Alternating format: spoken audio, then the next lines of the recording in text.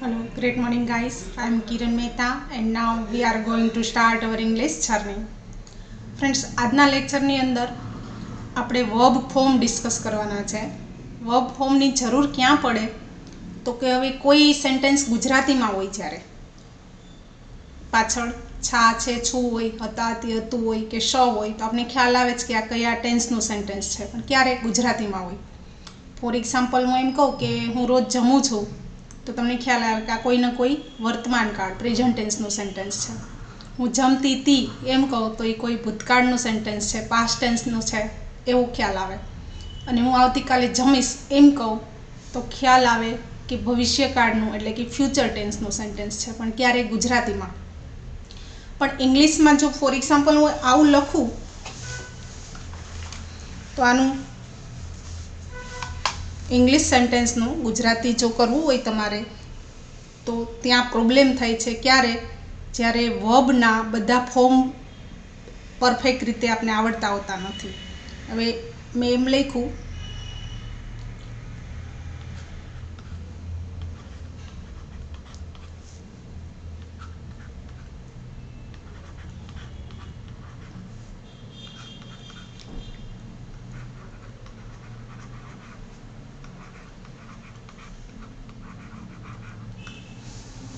હવે આ ત્રણેય સેન્ટેન્સનો ગુજરાતી કરો છે, કોને ફાવે?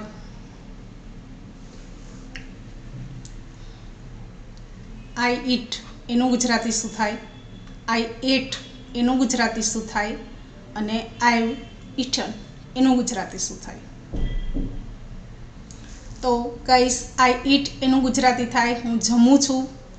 આઈ એટ એનું ગુજરાતી થાય હું જમતી હતી. અને આઈ હેવ ઈટન એનું ગુજરાતી થાય મેં જમી લીધું છે. તો હવે કેમ ખબર પડે? તો કે આ વર્બ ઉપરથી જ ખબર પડે, વર્બના ફોર્મ ઉપરથી. અહીંયા છે વર્બનું ફર્સ્ટ ફોર્મ છે મેઇન વર્બનું, અહીંયા એનું સેકન્ડ ફોર્મ છે અને અહીંયા એનું થર્ડ ફોર્મ છે. તો આ ફોર્મ શું બોલા છે એ આપણે ડિસ્કસ કરીએ આજના લેક્ચરમાં. જોઈએ. હવે જો કોઈ પણ ક્રિયાપદ હોય, કોઈ પણ વર્બ હોય, એના 4 ફોર્મ હોય. એક કયું? તો કે એનું મૂળ રૂપ. કેવી રીતે જોઈએ? પછી એક કયું હોય તો કે ભૂતકાળનું રૂપ એટલે કે પાસ્ટ ફોર્મ હોય. મેઇન વર્બ હોય, પાસ્ટ ફોર્મ હોય અને ભૂત કૃદંતનું રૂપ એટલે કે પાસ્ટ પાર્ટિસિપલ રૂપ. અને ફોર્થ ફોર્મ હોય કે જે આઈએનજી વાળું ફોર્મ, જે તમને બધાને ખૂબ ગમતું હોય છે. બધાને આઈએનજી ફોર્મ સાથે બહુ પ્રેમ. તો આ 4 ફોર્મ હોય કોના? મેઇન વર્બના, મુખ્ય ક્રિયાપદના. તો હવે આના છે ને ટોટલ 4 ભાગ પાડી શકીએ આપણે. કઈ રીતે? તો કે આમાં બધામાં જેમ WH વર્ડ છે એ રટાતા કે એ રટવું જ પડે. હવે ગ્રામરનો કોઈ ભાગ એવો છે ને, એ મેં શરૂઆતમાં કીધું હતું કે લગભગ 30 જેટલા ટોપિક છે. જો ઇંગ્લિશ લેંગ્વેજ પર પૂરો કંટ્રોલ જોતો હોય, ખાસ તો કોમ્પિટિટિવ એક્ઝામની પ્રિપરેશન કરવાવાળાએ, એ 30 ટોપિકમાં એને પરફેક્ટ થવું પડે. તો એ 30 ટોપિકમાંથી મોટાભાગના ટોપિક છે એ એટલા બધા એવું છે કે એમાં રટવું પડે. જેટલું રટો એટલું એની ઉપર કંટ્રોલ. હવે WH વર્ડ છે એને તમે યાદ કર્યા હોય તો તમે એને ગમે તે વાપરી શકો ને. તો એવી રીતે આ વર્બના ફોર્મ એટલા જ ઇમ્પોર્ટન્ટ છે જેટલો આની ઉપર તમારે કમાન્ડ, એટલા બધા ટેન્સમાં કે ગમે ત્યાં આનો યુઝ થશે. કઈ રીતે? તો કે એના 4 પાર્ટ પાડીએ આપણે. કે જો અમુક મેઇન વર્બ હોય ને એના 3 રૂપ સરખા હોય. ફોર એક્ઝામ્પલ હું એમ કહું કટ. કટ એટલે કાપવું થાય. તો એનું આ મેઇન વર્બ થયું, એનું V2 એટલે કે ભૂતકાળનું રૂપ એ કટ થાય અને એનું V3 કટ થાય. એટલે કે કોઈ વર્બ એવા હોય કે જેના 3 રૂપ સરખા હોય, કે કટ કટ કટ. પછી કોઈ એવા વર્બ હોય કે જેના 2 રૂપ સરખા હોય પણ એક જુદું હોય. જેના 2 રૂપ સરખા હોય, જેના 2 રૂપ સરખા હોય પણ એક જુદું હોય. જોઈએ આગળ કેવી રીતે. કોઈ વર્બ એવા હોય કે જેના 3 રૂપ જુદા હોય. હમણાં આપણે ઈટ લીધું વર્બ, તો ઈટ એ મેઇન વર્બ થયું, ઈટ પછી એટ એ V2 થયું અને ઈટન એ V3 થયું. તો મીન્સ કે મૂળ રૂપને V1 કહેવાય, ભૂતકાળના રૂપને V2 કહેવાય અને ભૂતકૃદંતના રૂપને V3 કહેવાય અને આઈએનજી વાળા રૂપને V4 કહેવાય. Got it? અને ચોથું ફોર્મ છે એનું કે ઈડી લાગે.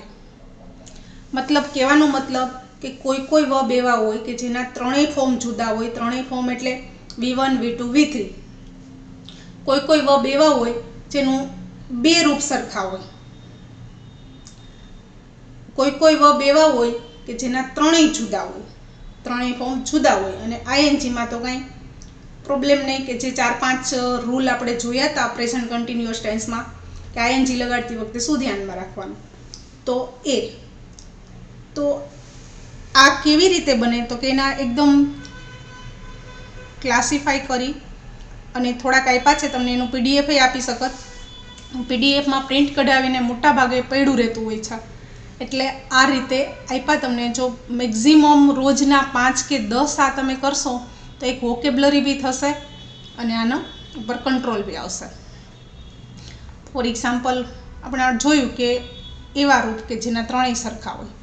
તો આખું લિસ્ટ છે ને એમાં એના ત્રણેય ફોર્મ સરખા હોય. કટ એટલે અહીંયા એનું મતલબ કીધો જ, કાપવું. અને યાદ કેમ રાખવાનું, તો કે કટ કટ કટ. પછી શટ એટલે ઓકે બંધ કરવું. તો એને યાદ કેમ રાખવાનું, તો કે શટ શટ શટ. તો એવું ક્યાં સુધી, તો કે તમારા આટલા વર્બ આપ્યા છે એ બધા લર્ન કરજો, ખાસ તો સ્પેલિંગ સહિત. હવે રીડ છે તો એના રીડ એટલે વાંચવું, પણ એને બોલાય રીડ રેડ રેડ, પણ સ્પેલિંગ તો ત્રણેય સરખું. એના ત્રણેય ફોર્મમાં એ જ આવશે. પછી હવે અમુક ક્રિયાપદો એવા છે કે જેના બે રૂપ સરખા હોય, એક ન હોય. તો એવા કેવા, તો કે આ એનું લિસ્ટ છે કે ટુ કીપ. કીપનો અર્થ શું થાય, રાખવું. કીપ એટલે રાખવું. તો એનું V2 થાય કેપ્ટ અને V3 થાય કેપ્ટ. એટલે લર્ન કેમ કરવાનું, પહેલાં મતલબ જોઈ લેવાનો. કીપ એટલે રાખવું, પછી કીપ કેપ્ટ કેપ્ટ. જે સ્લીપ, સ્લીપ એટલે સૂવું, તો કે સ્લીપ સ્લેપ્ટ સ્લેપ્ટ. તો આવા જે વર્ડ છે આમાં બધાની અંદર જેના બે ફોર્મ છે એ સેમ છે, V2 અને V3, અને મેઇન વર્બ છે એ અલગ છે. બરાબર, મીન્સ કે બે રૂપ સરખા હોય એવા ક્રિયાપદો. આ લિસ્ટ છે, આ લિસ્ટને રટવાનું છે પોપટની જેમ, જો આગળના બધા ટેન્સ ઉપર કંટ્રોલ જોતો હોય તો.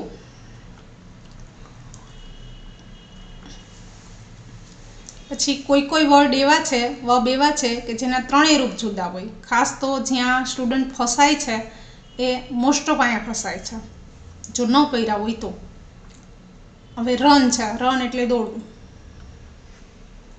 તો રનનું V2 થાય રેન અને V3 થાય રન. રન રેન રન મીન્સ કે એનું ફર્સ્ટ ફોર્મ અને થર્ડ ફોર્મ સેમ છે. અહીંયા આ લિસ્ટમાં આવી ગયું. પછી છે બિગિન. બિગિન એટલે શરૂઆત. તો બિગિનનું V2 થાય બિગન, ખાલી એ આવી જાય, અને બિગન અહીંયા યુ આવી જાય. જો આ ડિફરન્સ યાદ રાખતા આવડી જાય એટલે ઘણું બધું ફરક પડી જાય. ક્યારે ઇંગ્લિશ કોઈ સ્ટોરી વાંચતા હોય, કોઈ ટેન્સીસ જોતા હોય, તો આ ફોર્મ ઉપરથી જ ખબર પડે કે આ કયા ટેન્સનું સેન્ટેન્સ છે અને એનું ગુજરાતી શું થાય છે. ડ્રિંક છે, તો ડ્રિંક એટલે પીવું, તો એનું V2 થાય ડ્રેન્ક અને ડ્રંક. એવું આ પૂરું લિસ્ટ છે. રોજના 5 થી 6 ખાલી વર્બ કરશો તો બી 8 થી 10 દિવસમાં જે લિસ્ટ આપ્યું છે એ બધું ખાસ કરવાનું છે. એટલી વોકેબ્લરી પણ થશે ને.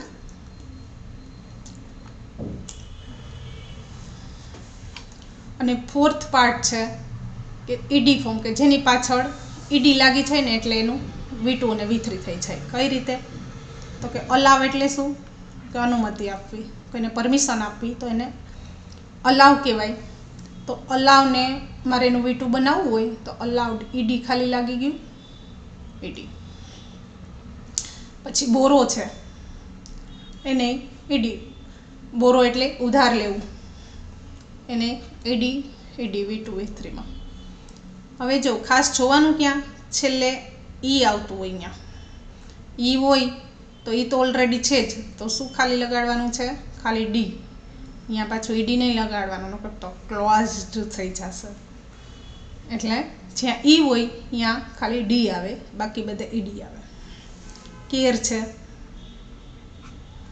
તો ખાલી ડી, કેટ, દેખભાળ કરવી. ક્રોસ છે, ઈ નથી લાસ્ટમાં એટલે ઈડી, ક્રોસ્ડ. Got it?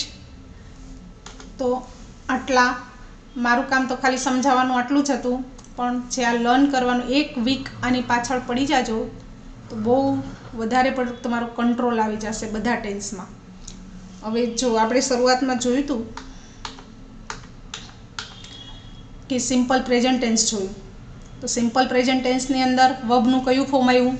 તો કે V1 અફર્મેટિવ સેન્ટેન્સમાં ને, કે મેઇન વર્બનું V1 આવ્યું, કે જે આ લિસ્ટવાળું આખું આ લિસ્ટ છે, આ લિસ્ટમાંથી યા તો એસ કે એસ લાગે અમુક સબ્જેક્ટ પછી. પછી આપણે પ્રેઝન્ટ કન્ટિન્યુઅસ જોયું, તો એમાં કયું ફોર્મ આવ્યું? તો કે V4 ING વાળું ફોર્મ આવ્યું. બધા ટેન્સમાં V4ના જુદા જુદા રૂપ હોય, Vના જુદા જુદા રૂપ હોય.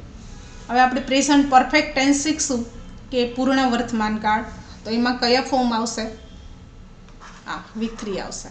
બધા પરફેક્ટ ટેન્સની અંદર V3 આવે, બધા કન્ટિન્યુઅસ ટેન્સની અંદર V4 આવે, ને બધા પ્રેઝન્ટ પરફેક્ટ કન્ટિન્યુઅસને બધા પરફેક્ટ કન્ટિન્યુઅસની અંદર V4 આવે. 6 ટેન્સમાં તો V4 જ આવે. એટલે આ ફોર્મ ઉપરથી જ ખ્યાલ આવે કે સિમ્પલ પાસ્ટનું છે સેન્ટેન્સ, સિમ્પલ પ્રેઝન્ટનું છે, સિમ્પલ ફ્યુચરનું છે કે બીજું કોઈ છે. તો નેક્સ્ટ વિડીયો જુઓ એ પહેલાં એટલું એક્સપેક્ટેશન છે કે આ બધા ફોર્મ એના મિનિંગ સહિત ગોખવાના છે. ગોખવાના જ છે એમ કહું. બધા એમ કે ગોખવાનું નહીં, સમજવાનું, પણ આમાં અમુક પાર્ટ એવો છે ગ્રામરનો કે જે તમારે રટવાનો જ છે. જેટલું રટશો એટલો કંટ્રોલ વધારે. ઓકે, તો આ લેક્ચરની અંદર આટલું જ તે, અને નેક્સ્ટ લેક્ચરમાં આપણે પ્રેઝન્ટ પરફેક્ટ ટેન્સ જોશું એવું એક્સપેક્ટેશન સાથે કે આટલા ફોર્મ તમને ક્લિયર હશે. ખાસ તો જેના ત્રણેય રૂપ જુદા હોય એમાં સ્ટુડન્ટ ફસતા હોય છે, તો એ ખાસ પહેલાં જોઈ લેવાના છે કે જેના ત્રણેય ફોર્મ જુદા હોય. થિંક છે, થિંક, થોટ, આ તો 2 વાળા છે, પણ આ list. Okay, so goodbye guys and nice happy